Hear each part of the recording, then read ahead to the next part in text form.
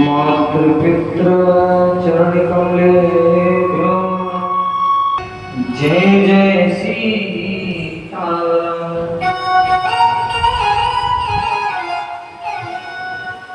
बोले हनुमान जी महाराज की जय हो। श्री सीताराम जी भगवान की जय हो। श्री राधिका वल्लभ भगवान की जय हो। श्री राधा रानी सरकार की जय जय श्री राम।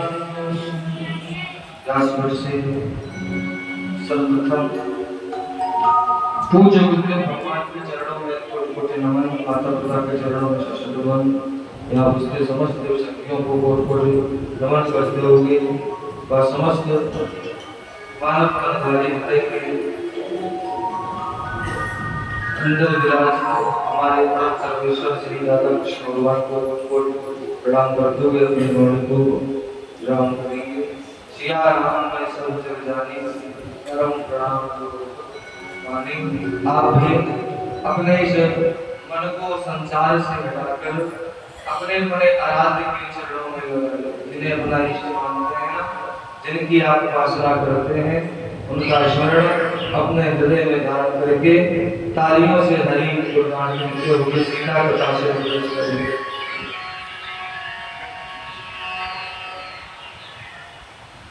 हर सांस में हो सुमिरन तेरा, यूं बीत जाए जीवन में। रोज भगवान से यही सब प्रार्थना किया करें भाव से। हर सांस में हो सुमिरन तेरा, यूं बीत जाए जीवन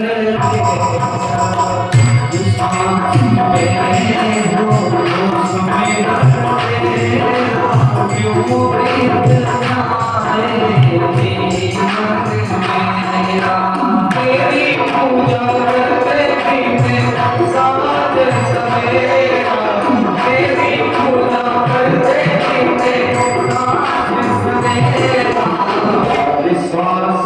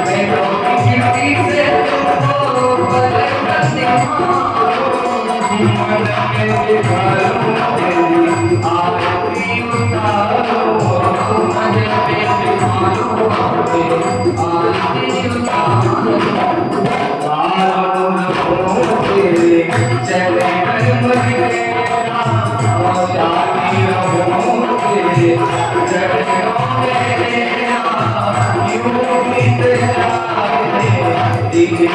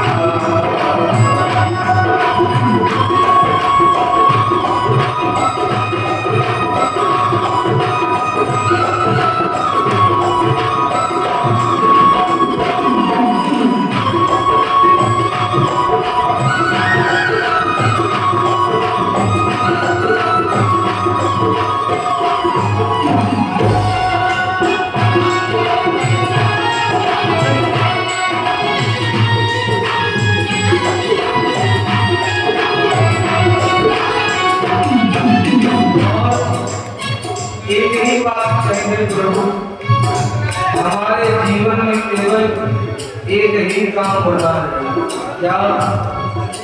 प्यार हो, सत्कार हो, इतबार हो तुम्हारा, प्यार हो, सत्कार हो, इतबार हो तुम्हारा, जो कभी हो सारे और याद हो कि सारा, जो कभी हो सारे और याद हो प्यार हो, सत्कार हो, इतबार हो तुम्हारा, जो सत्कार हो, इतबार हो तुम्हारा, जो कभी हो सारे और याद हो कि सारा, जो कभी हो सारे और याद हो कि सारा।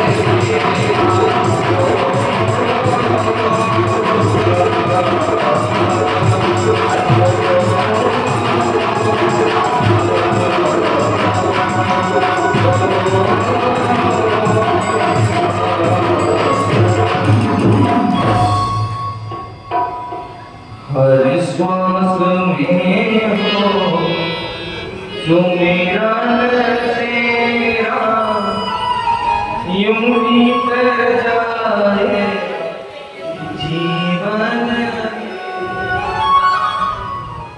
बोलिए वाक्य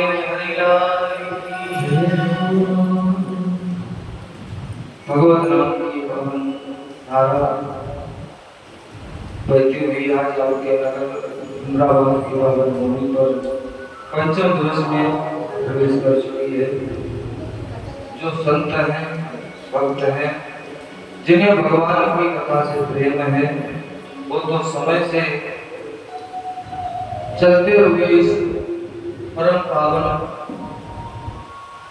भगवत धाम में पधार रहे हैं। जिन्हें शरीर और सांसों की पहचान है, और जिन्हें पहचान ही नहीं है उन्हें कोई मतलब नहीं काम करना।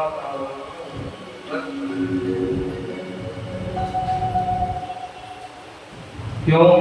बड़े भाग्य से ये मनुष्य का शरीर एक बार मिलता है, 84 कोस 84 लाख की नदियों में रहने के बाद।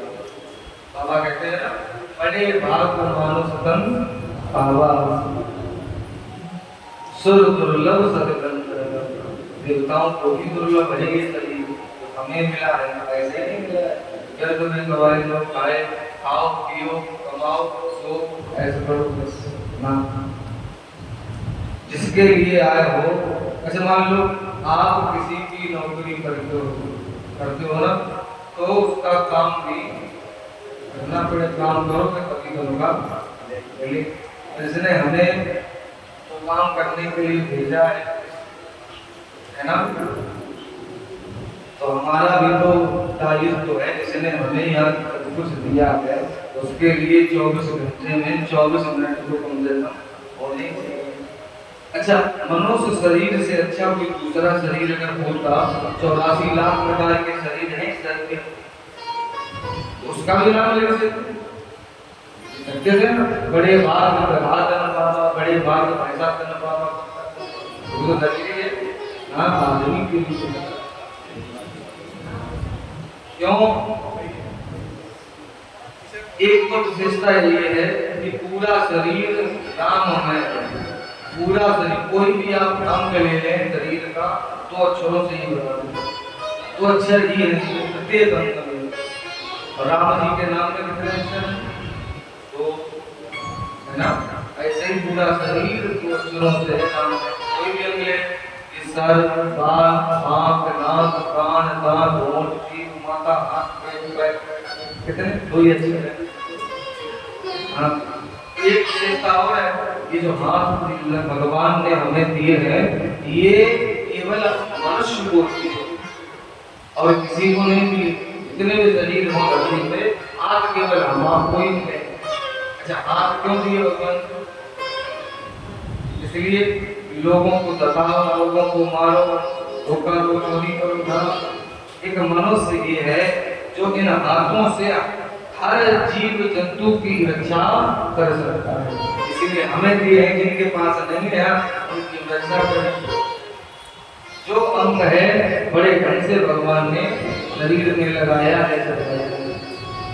एक जगह हमने बताया, एक श्रीमान जी कथा में खड़े हो पंडाल में और हमसे पूछा, महाराज एक संख्या है, कई लोग ऐसे होते हैं संख्या मिटाने कथा नहीं है।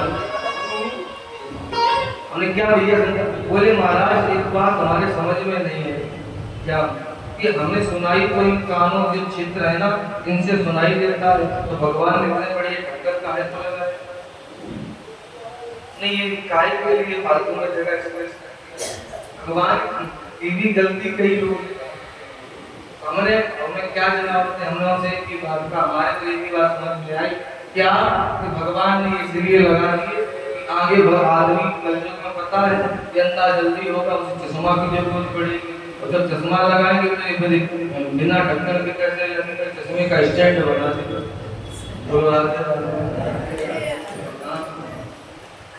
कई ऐसे भी ज्ञानी हैं जो अपना छोड़ो संसार का भगवान की गलती नहीं।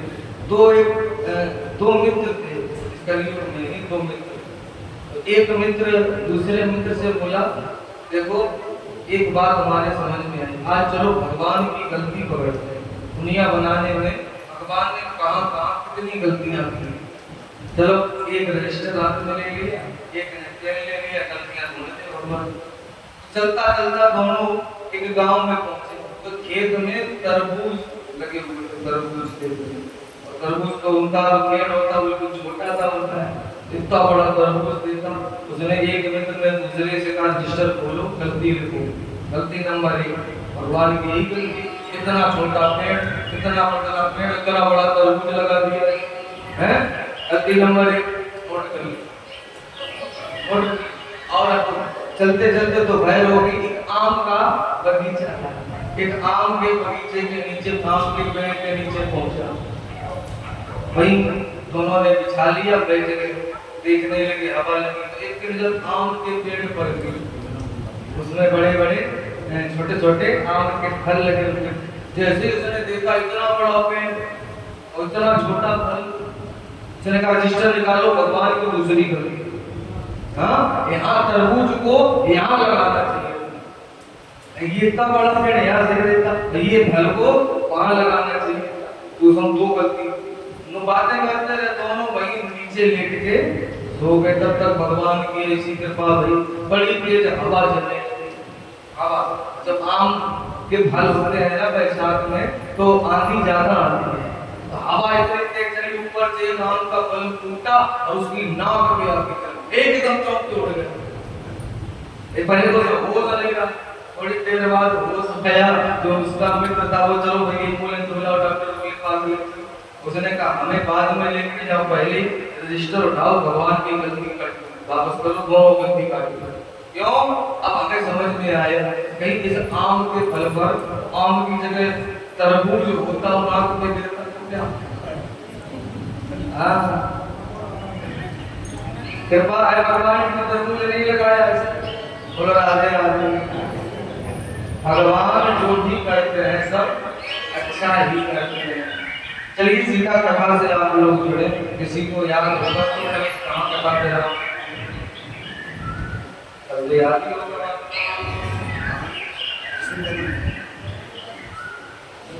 बताइए बताइए समाप्ति कर दिया आपने। कल क्या जरूरत किया? भगवान कृष्ण का जन्म हो चुका है। आप लोगों ने बधाई भी डाली, कुछ लोगों ने ताली भी, कुछ लोग देख रहे, कुछ लोगों का मन कर रहा था लेकिन शरीर काम नहीं कर रहा, और जिनका शरीर काम कर रहा था उनका मन नहीं काम कर रहा। हाँ ध्यान दें। अच्छा पहले भगवान कन्हैया का जन्म कहाँ हुआ? जेल में। जेल में हुआ ना। अच्छा बताओ, भगवान ने कोई अपराध किया जेल में जाना पड़ा? कोई कर सकते अपराध ना? फिर भगवान जेल में ही क्यों जन्म लिए? अगर मान लो जेल में जन्म लिया और गए कहाँ? गोकुल। गोकुल में भी तो यशोदा मैया के घर में आ गए, जेल में ही क्यों आए कन्हैया? हाँ, जेल में भगवान इसलिए आए हम लोगों को बताने के लिए। क्यों? अवतार भगवान अपने लिए नहीं लेते हैं, हम लोगों के लिए लेते हैं कि दुनिया में अगर आए हो तो तुम्हें बंधन में बंधना पड़ेगा। हाँ, बंधन में बंधने को तैयार हो तो क्यों? और पूज्य ब्रह्मलीन संत थे सदगुरु महाराज रघुनाथ जी, वो कहते थे जो बंधन में बंधते हैं उन्हीं का बंधन होता है। जो बंधन में बंधते हैं उन्हीं का बंधन होता है। बंधन माने पूजा अर्चना स्वागत। यहाँ आओ तो भगवान के प्रेम रूपी बंधन में बंधना पड़ेगा, और नहीं बंधोगे तो काम नहीं चलेगा। अच्छा, परीक्षित जी ने सुखदेव जी से पूछा महाराज ये बताओ, भगवान कृष्ण के जन्म की कथा में मुझे एक बात समझ में नहीं है थोड़ी। क्या? कोई भी बालक जन्म ले, कोई भी कन्या जन्म ले, ये स्वाभाविक है जैसे ही वह जन्म लेता है तो वह रोता है। रोता है क्यों?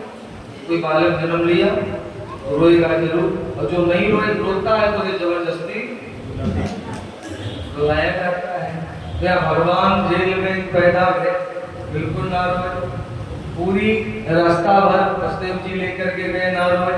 कन्या यशोदा के घर में शाम को पैदा हुई, बिल्कुल ना रोई। वसुदेव जी सूप पर रख के जेल तक आ गया, बिल्कुल ना रोई।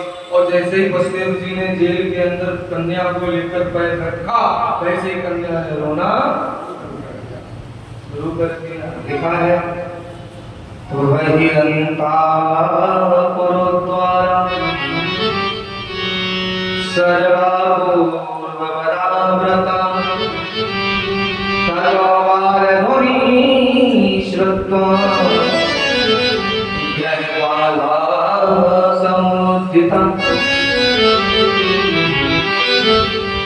जैसे ही बालक के रोने की आवाज आई ततो बाल ध्वनि सत्वा, साल का पहरेदारों ने सुना, वो जरा कंस को सूचना दी। कंस देवकी की आखिरी संतान आ गई है। कंस को तो उसका इंतजार, आकाशवाणी ने कहा था देवकी की आखिरी संतान तुझे मारेगी। वैसे ही कंस ने भागना शुरू कर दिया। चारों पहलवान को लेकर कंस जैसे ही जेल के बाहर आया, तो जेल के बाहर तो खड़ा है लेकिन इसकी हिम्मत नहीं हो रही हम जेल के अंदर जाए। क्यों नहीं हो रही? देवताओं ने आकाशवाणी में कहा कि देवकी की आठवीं संतान मारे। अब ये तो नहीं कहा कि पैदा होते मारेगी या बड़ी होते मारेगी, कब मारेगी। और कंस को तो लगता है मैं देखने जाऊंगा कि हमें देखते ही ना मारे, इसे इतना भय है तो चारुण से बोला, अरे चारुण तू जाकर के देख मेरा काल कैसा रूप लेके आया है। चारुण ने हाथ जोड़े, महाराज आपका ये काम हमसे नहीं होगा। क्यों? मान लो हम देखने के वो तो जहाँ बैठता नहीं कौन आ रहा, हमने गेट खोले वो आपके रोके होने हमें ही पहले मार दिया तो जीता रहा। कौन से तलवार निकाल, अगर तू नहीं जाएगा तो मैं अपने हाथों से मार दूंगा।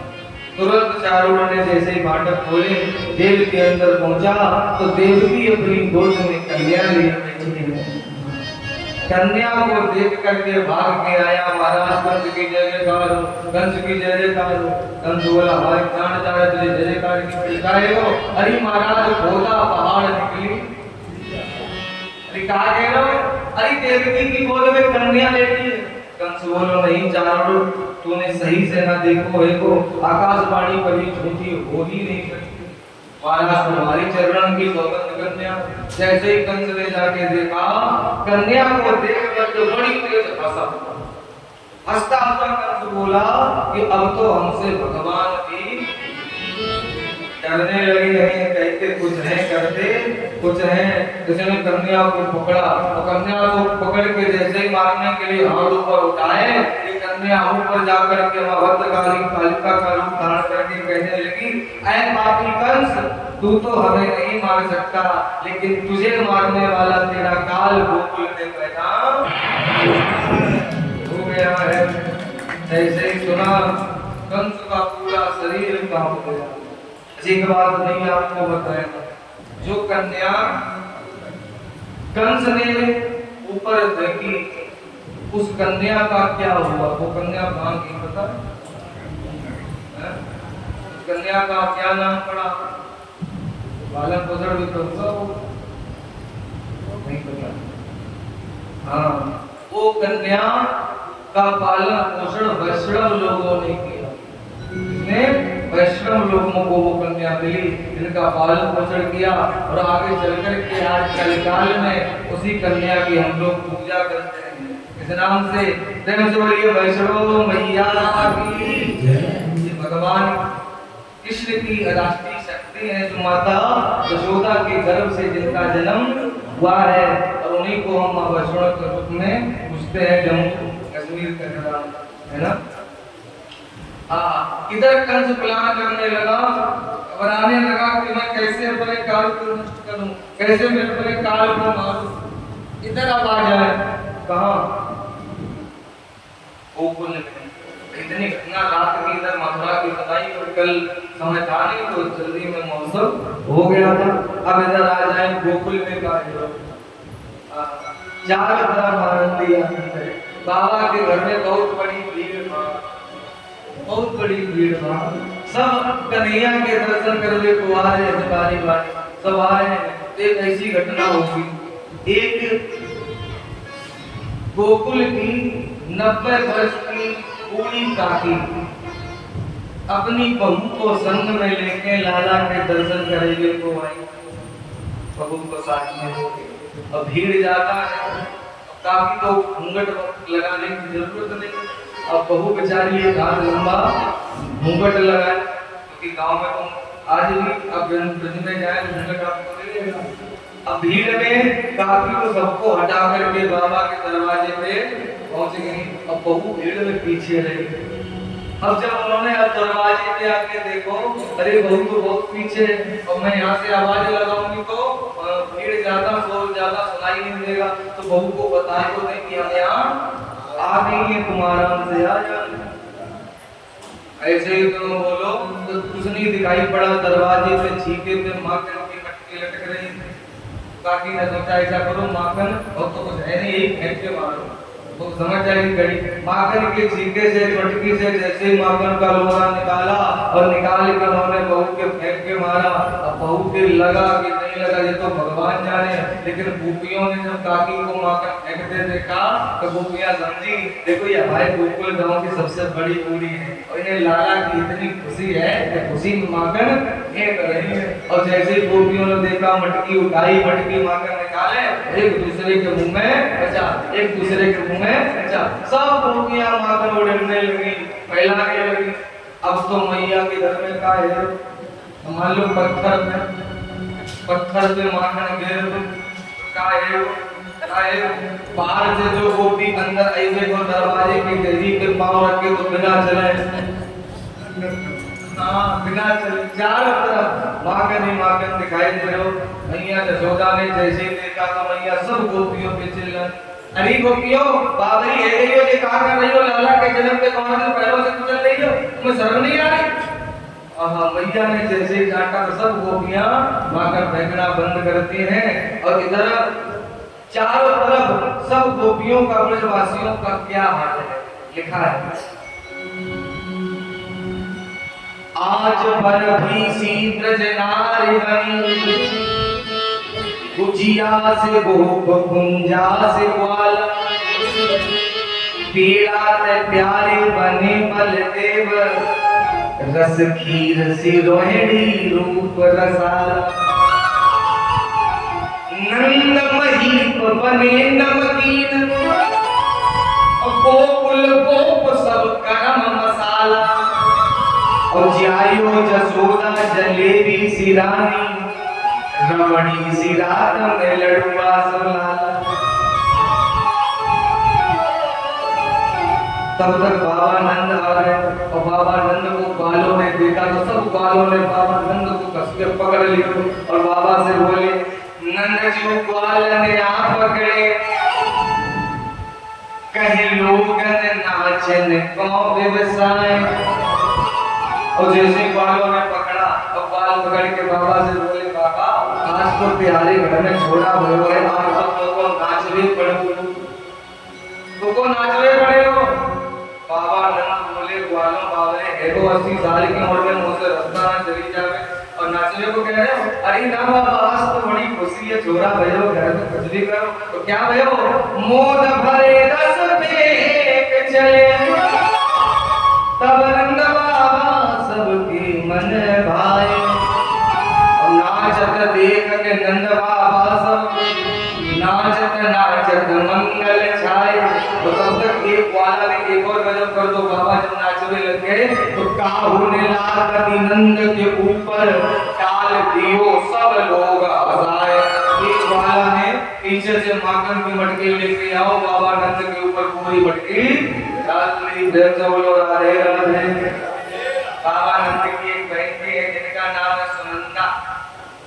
नाम है सुनंदा। अच्छा, सुनंदा को जब पता चलो हमारे भैया के छोरा एगो हम हुआ बने, पूरा लोगों को तो इसी दिन का इंतजार होता था कब हुआ बने और भैया से मांगने पहुंचे न का है।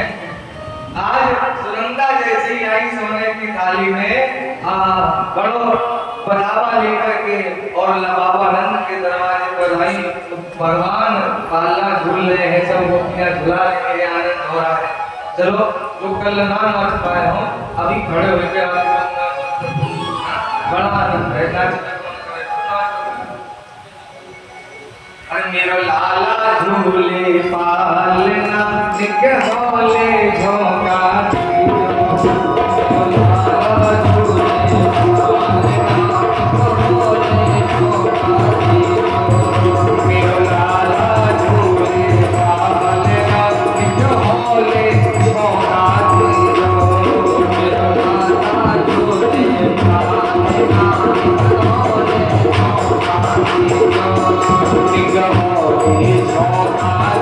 Oh,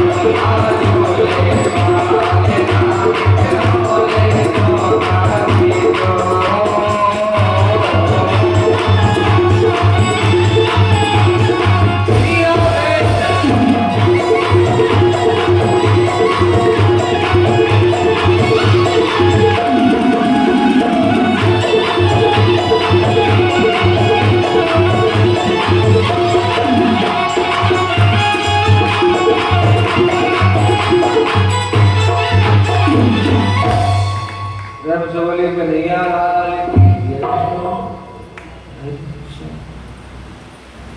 आज गोकुल में आनंद हो रहा, बाबा दान लुटा रहे हैं। कितना दान लुटाया? इतना लुटाते हैं, इतना लुटाते हैं कि गोकुल वाले ले जा नहीं पा रहे हैं। लिखा है नंदोत्सवा मजी उत्पन्न जाता हदो महान आहूव विप्रान वेद ज्ञान इष्टार्थ सुचिर्लंकृता। कितना लुटाया? एक आदमी बाबा के घर से चांदी के बर्तन लेके आया, खाई के चांदी के। अब चांदी के बर्तन लेके जैसे ही वो गोकुल की गलियों में चल रहे है, तब तक एक आदमी मिल गया। उसने पूछी, अरे भैया क्या बात है, बड़े प्रसन्न जा रहे हो? अरे तो को कहा बताऊं, देख बाबा चांदी उठा रहे हैं, मैं चांदी के बर्तन लेके आया। उसने जैसे ही सुना चांदी के बर्तन लेके आए, वो कहने लगो, अरे तू चांदी के बर्तन लाया हो, मौको देख, मैं तो सोने के बर्तन लेके आया हूँ, सोने के बर्तन। कहाँ से? बोले बाबा के दरबार। हाँ सोना भी बट रहा? हाँ कहाँ पे? बोला 2 नंबर दरवाजे पे। तो वहाँ ने वो चांदी के बर्तन वहीं गिर दिए, वहीं फेंक दिए, भाग के गया, सोने के बर्तन लेके आ। हाँ, और सोने के बर्तन लेके जैसे ही थोड़ी दूर चलो तो एक आदमी और मिले को, कहा बात है भैया, आज तो तुम्हारी चाल ही बदल गई। हाँ कैसे, क्या बात? उसने कहा क्या बताऊं, आज तो चकाचक बाबा सोना लुटा रहे हैं, सोने के बर्तन लेके आए। वहाँ ने जैसे सोने के बर्तन देखे तो एकदम हंस के बोलो, मर जा गाड़ी के, तुझे सोने के बर्तन लाए, मैं देख हीरे जवाहरात लेके आए। वहाँ ने जैसे हीरे जवाहरात देखे तो सोने के बर्तन वहीं गली में फेंक दिए, हीरे जवाहरात लेके आने लगो। ये सुखदेव भगवान कहते हैं इतना लुटाया, इतना लुटाया, नंदो महामनास्तेभ्यो वासोलंगार गोधनम। इतना लुटाते हैं कि गोकुल के लोग तो सोना चांदी गोकुल की गलियों में फेंक के जाते हैं ना, तो सोना चांदी बिखरा हुआ ऐसा लग रहा है कि मानो आज स्वयं साक्षात लक्ष्मी गोकुल की गलियों में ताता तैया करके नृत्य कर रही है। बड़ा आनंद है। इधर तब तक का भया, कंस ने अपने यहाँ से एक दासी को लिया, इसलिए लाला को मारने के लिए। किसे? कंसेन प्रहिता घोरा पूतना बाल भागनी शिशुर संचार निघ्रंती ग्राम प्रजादिषु। पूतना नाम की राक्षसी को भेजा। ये पूरी तैयारी करके गई। कैसी तैयारी की? इसने अपने स्तन पे कालकूट जहर लगाया और बढ़िया मेकअप करने लगी, बढ़िया 16 श्रृंगार किया। इतनी सुंदर बनी, इतनी सुंदर। क्यों? राक्षसी वेश में जाऊंगी तो गोकुल के लोग पहचान लेंगे। ये अपना बड़ा सुंदर गोपी का रूप बना करके जा रही है। ध्यान देना, ऊपर से तो ये बड़ी सुंदर है, बड़ी सुंदर दिख रही है, लेकिन अंदर क्या है? अंदर कालकूट विष भरा हुआ है। ऐसे ही आज भी कई लोग हैं ऐसे, ये अपने सिकंदराबाद में लोग हैं, हमारे इधर है कन्नौज की तरफ बहुत सारे। ऊपर से तो बड़े अच्छे भगवान के सामने भी जाते हैं, इतना सुंदर, इतना बन के जाते हैं, लेकिन अंदर देखो तो मुंह में राम, बगल में हाँ, ऐसा नहीं करना चाहिए। क्यों? अच्छा, दुनिया के सामने कैसे भी रहो, लेकिन इनके सामने जब आओ वहाँ तो सीधे बन करके आओ। किसी के प्रति राग द्वेष मत लेकर के आओ। किसी की बुराई, किसी की चुगली वो दुनिया वालों के लिए रखो। इनके सामने बिल्कुल साफ बन करके आओ। शीशा आप लोग देखते हैं, देखते हैं, देखते हैं, सब देखते हैं, देखना भी चाहिए।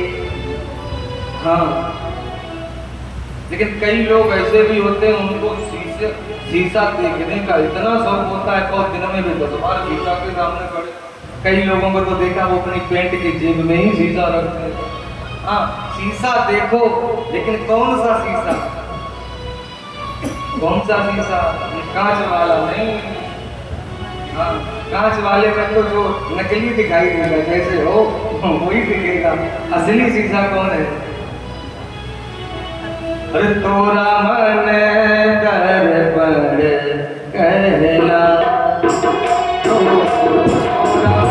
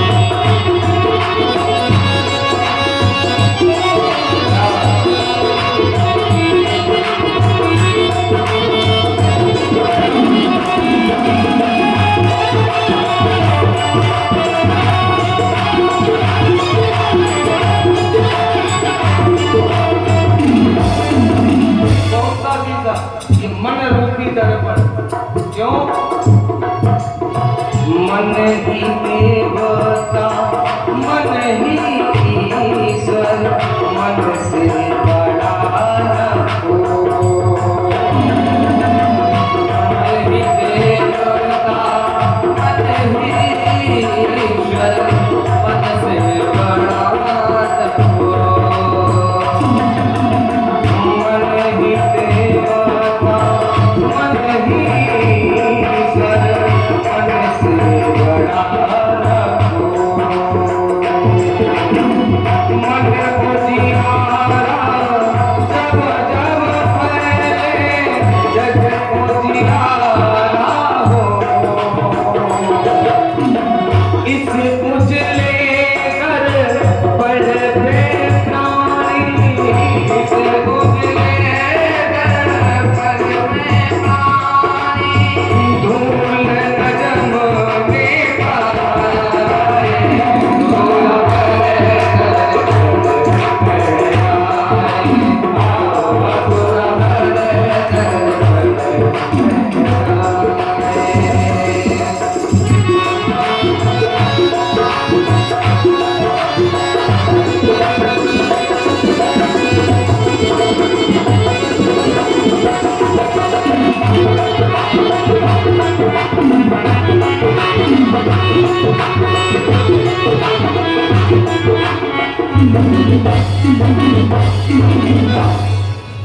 मन दर्पण कहलाए।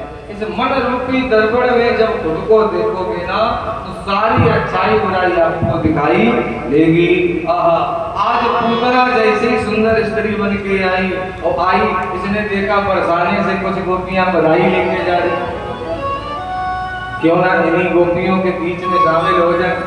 हाँ, उन्हीं गोपियों के झुंड में पूतना शामिल हो गई। इसकी कमर तक लंबी चोटी, और अपनी लंबी चोटी को हाथ से घुमा रही है, और जब गोपियों के बीच में पूतना चल रही है तो कितनी सुंदर लग रही है। इतनी सुंदर लग रही, इतनी सुंदर लग रही, मानो आज ब्रज में साक्षात श्री देवी और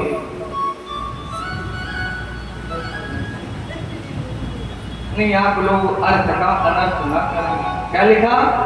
गोप्याम श्रियाम दुष्ट विवाहकाम पतिम, गोप्या श्रियम दुष्ट विवाहकाम पतिम। कितनी सुंदर लग रही, जैसे आज मानो स्वयं माता लक्ष्मी अपने पति के दर्शन करने को गोकुल में आगे। श्री नाम देता लक्ष्मी मैया। हाँ, पूतना चलती हुई मैया यशोदा के घर में आई, और मैया यशोदा के पास बैठ गई, और मैया यशोदा से पूतना ने कहा मैया तिहारे लाला को खिलेवे में कितनी दूर से आई, अपनो लाला तुम मोको को खिलेवे को दे दी। तो मैया यशोदा ने जैसे ही देखा तो भीड़ ज्यादा है, इतना मैया ने ध्यान भी नहीं दिया, कौन गोपी, हजारों गोपी आ रही। तो मैया यही बोल दी, अरे गोपी ये लाला तो तुम्हारा ही है, तुम्हारे भाग्य से तो लाला मिलो है, लो मेरे लाला को खिला लो। अच्छा ये मैया यशोदा की ही बात नहीं है, ऐसे आपका कोई मिलने वाला नहीं हो, कोई मित्र हो, अगर वो आपसे पूछने लगे भाई साहब ये मकान किसका है, तो आप क्या कहते हो? आपकी गाड़ी किसकी है? आपकी है। नहीं कई लोग ऐसा बोल देते हैं कि नहीं। सुखदेव भगवान कहते हैं इसके अनेकों कारण हम आपको बता सकते हैं, और जिसको कौन सा भाव अच्छा लगे समझ लें। पहला कारण क्या है? भगवान ने सोचा कि हम तो आए हैं यहाँ माखन मिश्री खाने, गोकुल में क्यों आए? माखन मिश्री का स्वाद लेने, और हमारी पूतना मौसी आ गई हमें जहर पिलाने। तो जहर पीने का कार्य तो भोले बाबा करते हैं। अभी समुद्र मंथन से हलाया गिला मुक्ति पी लिया, तो आंखें बंद करके भगवान भोले बाबा का स्मरण करने लगे, प्रभु आप दूध हम पिएंगे, जहर आप पियो। आप आंखें बंद करके भोले बाबा का ध्यान कर रहे, इसलिए नेत्र बंद हो गए। एक संत ने कहा इसलिए नेत्र बंद नहीं किए, फिर क्यों किए? भगवान कन्हैया है मायापति, जितनी भी मायाएं हैं इन सबके पति हैं कन्हैया, और पूतना बन के आई है मायापति। भगवान मायापति और पूतना मायापति। क्यों माया के द्वारा नकली अपना रूप गोपी का बनाए तो राक्षसी। तो भगवान ने सोचा अगर मैंने इसे आंखों से देखा तो ये अपने लिए असली राक्षसी भेष में आ जाएगी, इसलिए नेत्र बंद करने में ही भलाई है। और एक संत तो कहते हैं इसलिए नेत्र बंद नहीं किए, फिर क्योंकि भगवान ने सोचा कि कहीं नेत्र से नेत्र मिलने से आंखें चार हो जाती हैं, नेत्र से नेत्र मिलने से आंखें चार हो जाती हैं। क्यों?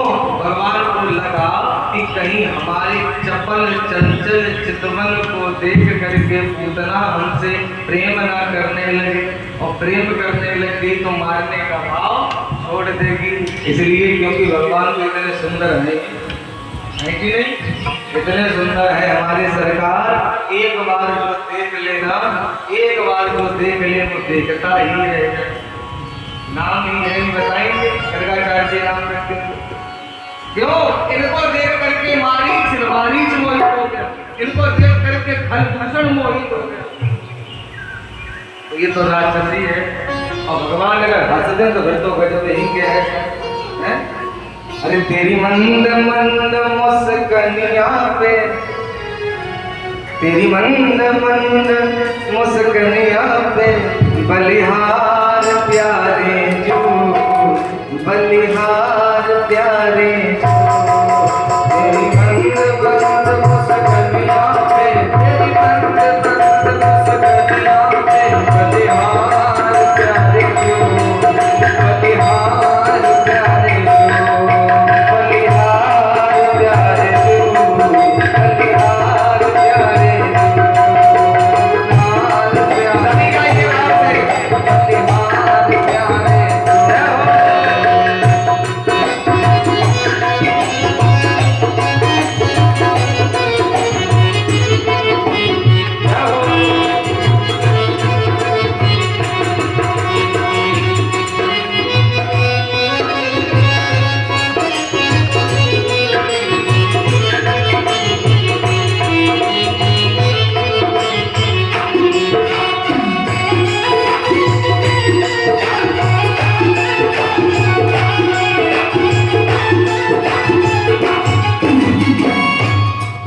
तेरे बाल घने घुंघराले, आंचल हो